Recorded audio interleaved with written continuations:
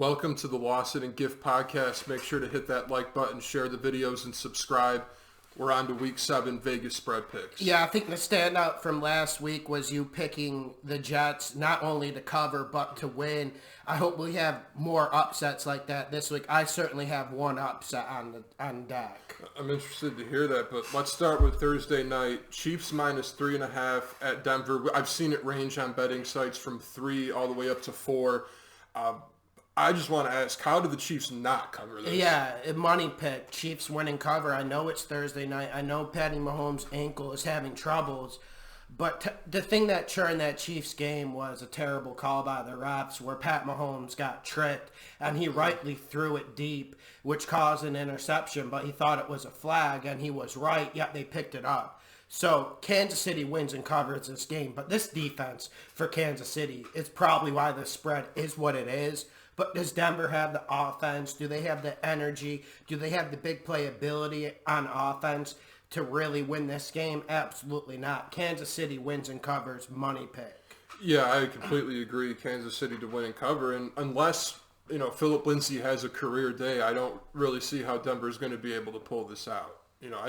Flacco maybe can do a little something here or there, but I don't think it's going to be enough. And the Chiefs, as long as they can get some stuff going, obviously we got to see if Watkins can come back because then it would be overwhelming. But with Tyreek Hill back in the fold, there should be no problem here for this.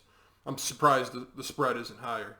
So with that, let's move on to Arizona plus 3 at the Giants. Saquon was fully participating. He's going to play, Giff. Giants win and cover, another borderline money pick. It just depends if you want to put your hard-earned money on the Giants. I don't know if it's something I'd suggest, but this game just seems like a clear Giants victory to me. Arizona, we know they beat Cincinnati on the road. I'm just not sold about them going on the road. And also, we need to remember, Arizona can't cover anyone. I don't care what's happened the previous weeks. They played lesser competition. We know Atlanta has some good weapons, but Atlanta has their own problems. Give me the Giants to win this game and cover, especially if Saquon's back. If Saquon's back, this is a money pick as crazy as it sounds. I feel really comfortable with the Giants in this game. Obviously, they hung with New England, and I know that there was circumstances that made it that way, but still, for most of that game, they hung with Tom Brady and the Patriots. So if Daniel Jones doesn't turn the football over like crazy, and they hand it to Saquon and follow that formula, we've seen Arizona struggle against the run before. So I like the Giants in this game at home. And with that, we'll move to Houston plus 1 at Indy. Yeah, I might be maybe the lone wolf here going with this pick, but I got Indy to win in the cover. And listen, that Texans win last week was impressive. It was really, really impressive. But I don't think the fundamentals of the Texans I don't think they're a great football team. Let's just say that. I don't think they're a contender. I don't think they're pushing the Chiefs or Patriots when it's time to come. Give me Indianapolis because they're going to run the rock. Yeah, give me Indy too at home. And they do all the things right fundamentally. The offensive line solid. They like to run the football. They don't take unnecessary risks when throwing the football. The defense has played a lot better than expected, and the pass hasn't been the defensive issue, hasn't been a problem for them. And really, that's all Houston has is throwing the football. But what Houston does have, too, is a bad offensive line, and I could see Justin Houston getting to Deshaun Watson. That was the thing that was so crazy last week. We knew Chris Jones didn't play, but still, I was shocked by the lack of pass rush from Tennessee. O'Brien actually had a good game plan, lots of play action, getting the ball out of Deshaun's hands quick. But I think Indy wins this game because they're more physical. I agree. And with that, let's move to Miami at Buffalo. We got Miami plus 17. Man, I love Miami to cover this game. I love it. It's just not something you want to bet, obviously. But Fitzpatrick coming back to Buffalo, his former team where he's really hit the heights of his career. He got that big deal. And then you look at Buffalo. Buffalo's a good football team, no doubt. All the fundamentals are good. Offensive line's playing better. Defense is top 5.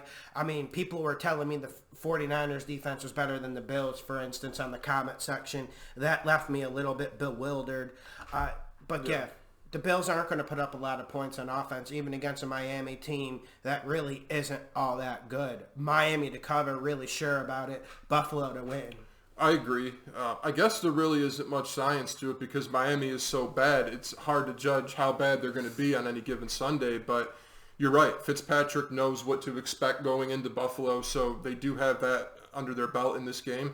And it's the fact that it's 17 points. It's a bit too much to me. The Bills could win by 2 touchdowns. That doesn't mean they're going to cover. Yeah, and it could be a 24-3 game, but we do need to remember Fitzpatrick does provide a little bit of pop. So try to stay away from that one, especially since we haven't seen any pop out of the Bills' offense this year. Yeah, and I've been trying to stay away from point spreads like that unless I'm taking the points and feel really comfortable about it, but it's just too many for me there.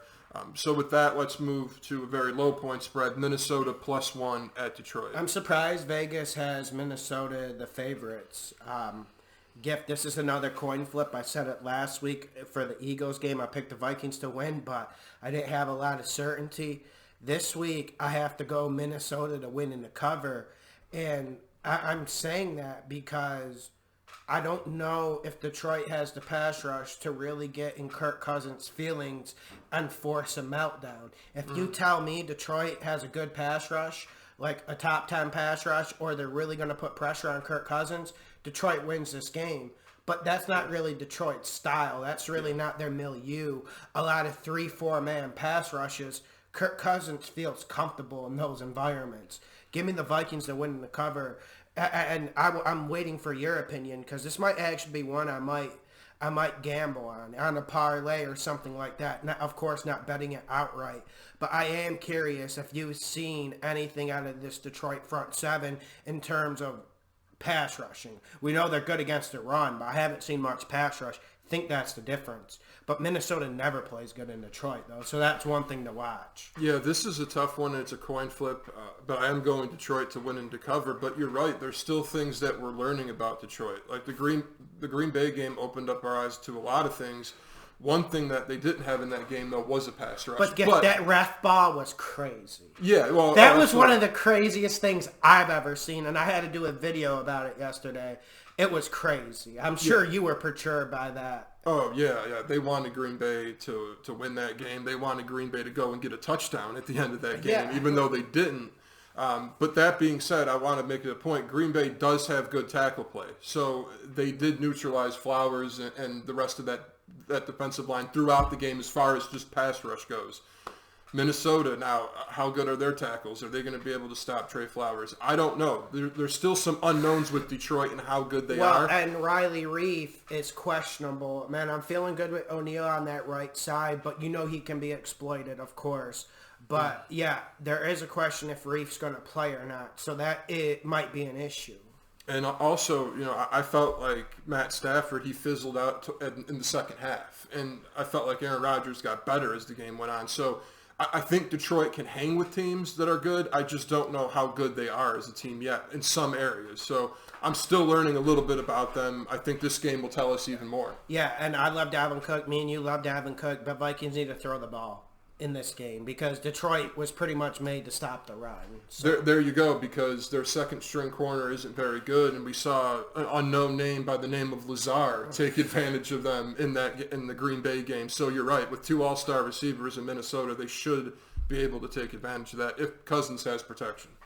So with that, we'll move to a game that I feel a little bit good about, but it's in Green Bay, and it's Aaron Rodgers, because any other team, we'd roll with the points and feel comfortable doing it, but Oakland +7 at Green Bay. Yeah, but now when we're looking at the live spreads, I'm seeing some have it -4.5, -5.5, -6. If this is 7, Raiders, money pick, cover, but I fear Vegas has caught up to me stealing money with the Raiders this year. I fear that Chicago game has closed that door and we'll need to find other doors for easy money. But if this is 6-7, Raiders cover, no doubt. If you're bringing it down to 4.5, 5, I mean, come on, who the hell knows? It should be 6-7, Raiders cover, Green Bay wins. But I do think Oakland is due for an upset victory. That's why I have to say Oakland will win and cover this game. I'm going to just go flat out like you did last week with the Jets. Oakland will win and cover this game, but they got to run the ball. Josh Jacobs, get that future bet on him to win Rookie of the Year. Told you 3 weeks ago you guys would have got way better odds, but get that bet in for him. And Oakland's got to just pound this ball. I don't think Zay Jones helps at all. I know Raiders fans are getting a little excited about that. Please don't get your hopes up. But my question is Tyrell Williams going to be back? Yeah, we've been waiting for that. We don't know, and he's been struggling with that injury this whole season. So, and I don't think Devontae Adams is going to be back. The stuff I'm hearing from Packerland, it doesn't seem like he's going to be back. And even if he's back, we know that provides firepower. We know that provides a legit number one option for Aaron the Game Rodgers.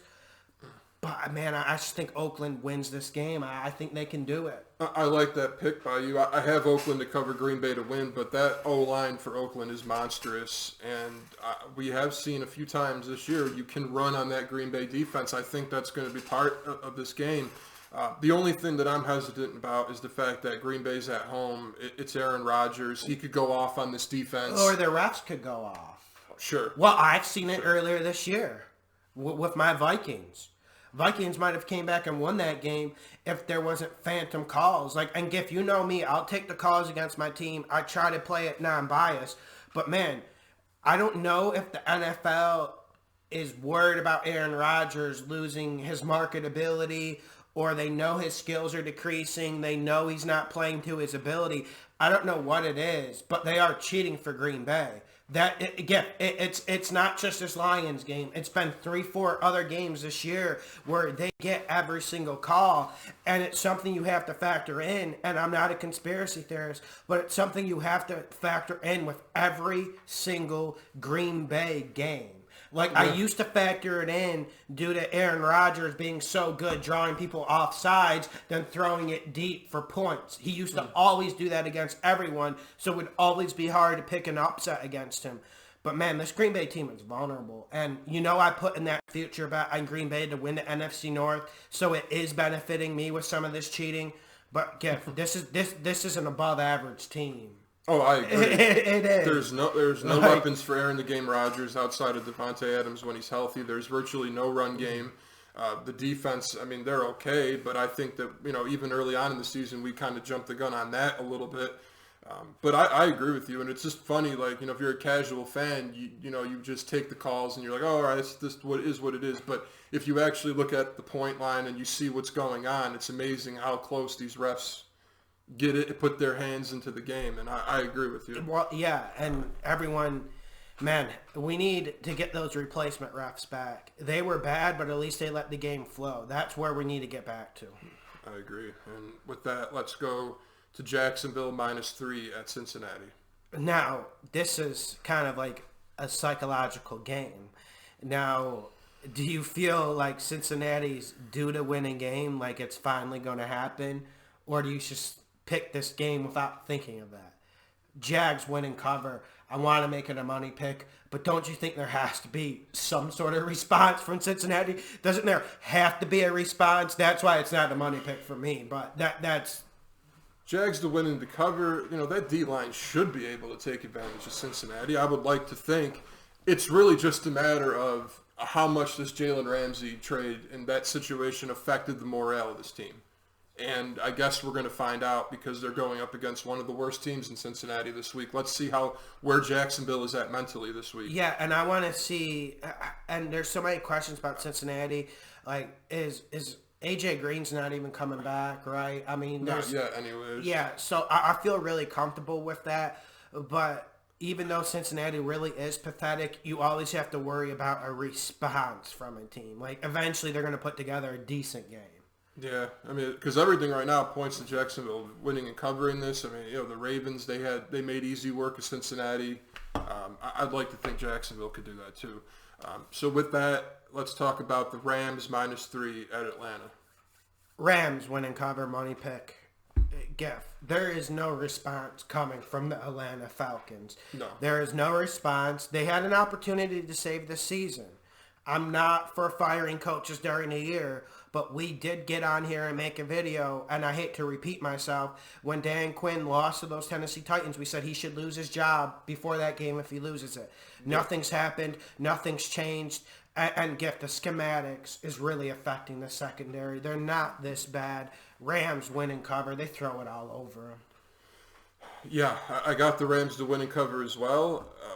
Yeah, the tires have completely come off Atlanta. And I think that's really where I'm at with this game. And I expect the Rams to get back on track. I would feel a lot more comfortable if their offense was doing a little bit more right now.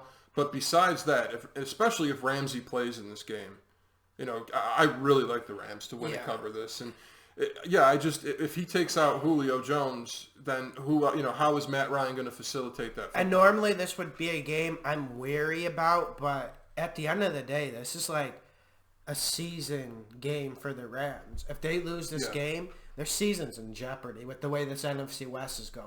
Yeah, and right now, even right now, you're right. They're in a bad spot. So if they lose this, then and Giff, it's all. You always got to think of a little bit of psychology when you're betting. And the fact that the Rams, if they lose this game, their season's probably going to be over, even with it being young. Bet the Rams in this.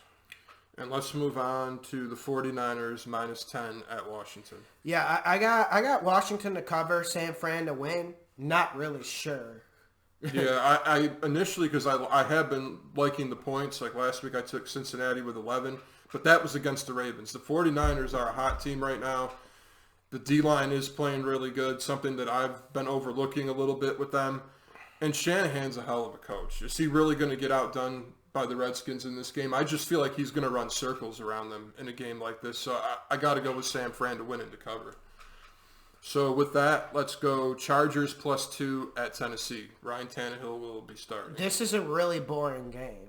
Just want to mention that. Yeah. And people got mad about our analysis when we were talking about the Titans Broncos, and we just said because the Titans are a terrible team. Yeah. We've been saying that all year, and people think like 9-10 games out of nowhere because of having an above average defense. But give me the Titans to win this game. The Chargers are reeling too. And we're going to do a video about Phillip Rivers today, and I think his time is coming to an end, and this Chargers team is lacking verve, it's lacking energy, it's lacking ideas. Anthony Lynn's a great coach. I'm nothing against him, but man, when the two back tires start falling off of your car, there's not much you can do. Eventually, it's just going to crash in a corner. Yeah, and we'll definitely talk more about the Chargers in that Phillip Rivers video today, but I got Tennessee to win and cover. They're at home, first and foremost. I think they're going to get a little bit better quarterback play with Tannehill. Agreed. That's the main factor. They know how to grind the games out, too. I think they do enough to get the win, but ultimately it's because Rivers is totally ineffective at this point. I mean, it's amazing how bad it got for him this season. Yeah, especially with the performance of Forrest Lamp, your boy Eckler, you get Melvin Gordon coming back, you start thinking positive, but no, this dude, he's done, man. Yeah, he is, and I can't wait to talk more about that because some of those games this season were just horrendous by Rivers' part. So let's move on to a game that I went back and forth with a couple times. Baltimore +3.5 at Seattle. Baltimore covers. Really sure about it, actually. Yeah. I'm going Seattle to win tentatively right now. But, Giff, me and you, for the last 2 years, we've been saying Russell America Wilson's top 5 quarterback, MVP quality. Not a lot of people say that.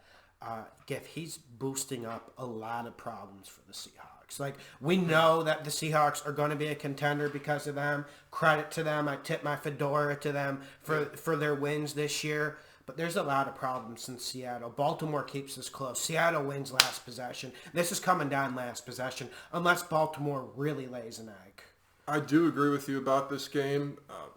One factor is that Jared Reed is coming back for Seattle. That probably will help in the run game a little bit for them. But I got to believe that Baltimore, their style of play, the fact that they want to run the football, and even Lamar Jackson, he's a big part of that as well. I don't know if Seattle is equipped to stop that. So I think Baltimore is able to be physical, keep this close. So I do agree with you about them to cover. But you got Seattle to win? Yes. But yeah, I do think the Ravens can win this game. It's just we haven't been seeing, we've been seeing a little bit more of the run game, but like you said, this Baltimore run game isn't elite by any means, which it should be when you get a running quarterback. I mean, that provides so many different things for a defense to worry about. But the one thing they're really missing is Mark Andrews or Hollywood Brown over the top. They need to get one gigantic play from either one of these guys, and that could be the difference in an upset. Yeah, and I'll just add on to that. I guess it's just because we haven't seen Baltimore do anything particularly great, and I think that's why we're hesitant. We've seen them struggle against bad teams, even though they still pull out the win in those games. But that's really where I'm at with them. They're middle of the pack type of team where they don't do anything particularly good. And with that, we'll move on to the Saints plus 3.5 at Chicago. The Saints got to do this, right? I mean, this one is really, really tough, and I wanted to hear your opinion. I'm going Chicago just because I think eventually the Saints' momentum will have to end. But I did pick Chicago to only finish with 7 wins this year. And you do get to 7 wins, losing to people like Teddy Bridgewater and the Raiders in London. So, I was really sure about this whole week. This is one of the surest weeks I am. But this one's a freaking crapshoot, man. I got to think New Orleans can pull this out. And it's not really that they're going to have to come into Chicago and do anything special. I think it's just a matter of them outlasting Chicago and being able to score later in the game. Because offensively, how is Chicago going to do much? They're bad no matter who plays quarterback. And that's what I'd be trying to say.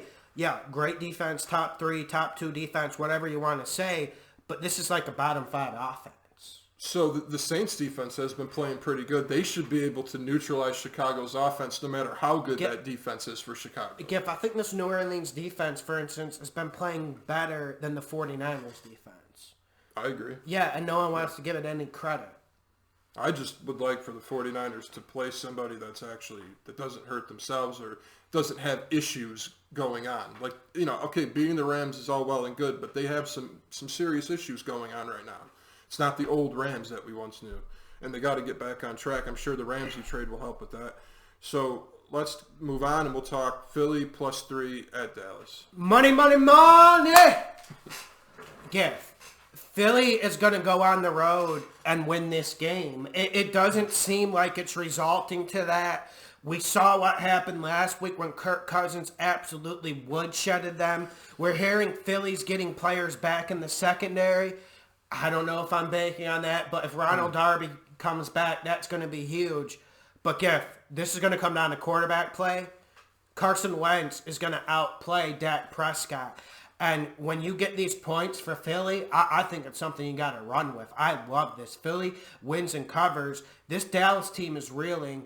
And me and you were really the only ones saying that this Dallas team probably wasn't for real when they were 3-0, beating on chumps like the Dolphins.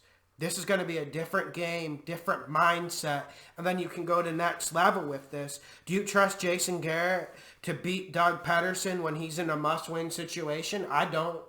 Well, yeah, I got Philadelphia to win and to cover as well, and it really comes down to the fact that the run game for Dallas, forget Dak for a second. Let's just look at the run game and say, is this what we expected? I mean, so if they had a dominant run game with Dak playing like crap, okay, I could at least get behind Dallas in some games, but that hasn't been particularly that great either. And the offensive line is banged up. Carson Wentz has been playing great. I like Philly in this game. I think they get out-coached too. Yeah, and I think that's one of the problems with the Cowboys. Jason Garrett, he looks a little bit lost. He looks a little bit out of ideas. And this Dak Prescott thing, Jason Garrett was kind of given a bad hand. Yeah, no, I do agree with you about that. And we have been making money betting against Dallas, and thankfully America's love for Dallas lines our pockets. I know, and they put it, and every time Dak Prescott has a good game against Miami, they put it on the TV for a week, so everyone thinks they're like dominating. Yeah, it's like the Giants.